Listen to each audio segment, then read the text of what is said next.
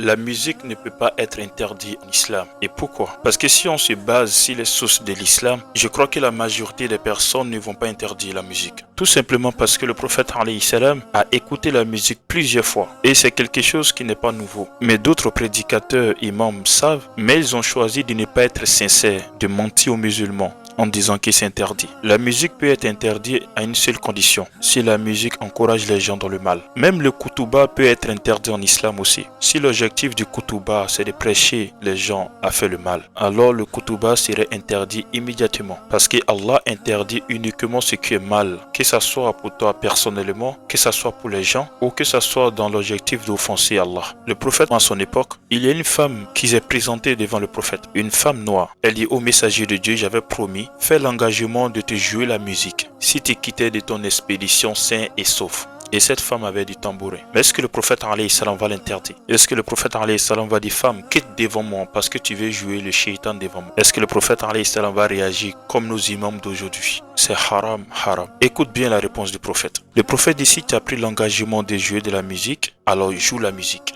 La femme va jouer de la musique devant le prophète alayhi salam et devant ses compagnons. Alors si la musique est interdite, pourquoi le prophète n'a pas interdit à cette dame? Et pendant la bataille du fossé, le prophète alayhi salam et les compagnons ont chanté lorsqu'ils creusaient. Tu vois? Ils ont chanté lorsqu'ils creusaient. Lors d'une expédition, il y a un homme qui a décidé de chanter. Et le prophète, lorsqu'il a entendu la voix de cet homme, il a demandé qui est en train de chanter comme ça. Et les compagnons ont donné le nom de cette personne. Et le prophète alayhi salam dit continue de chanter. Waouh! Moi je n'invente rien, c'est écrit. Hein? N'importe quel livre d'Hadith. Et si tu veux l'intégralité, tu peux lire même des récits des compagnons. Mais tu vas voir certains parties qui sont dans les hadiths. Le prophète alayhi salam à son époque, les gens sont venus dans la mosquée. Et précisément des Africains, des Éthiopiens, qui chantaient, qui dansaient, qui faisaient des démonstrations de force. Le prophète alayhi salam, il vient, il regarde, il écoute cette musique et en plus de cela, il appelle sa femme Aïcha de venir écouter, de venir regarder. Alors il y a plusieurs preuves comme cela dans les hadiths et dans les récits qui démontrent que le prophète alayhi salam a écouté la musique plusieurs fois. Maintenant, il y a certaines personnes qui vont dire le prophète alayhi salam vient interdire la musique, alors que lui-même il a écouté la musique. Quelle contradiction. Essayons de réfléchir. Allah va pas interdire la musique. Parce que quand tu écoutes la musique, ça va pas diminuer ta vie. Ça va pas te rendre malade.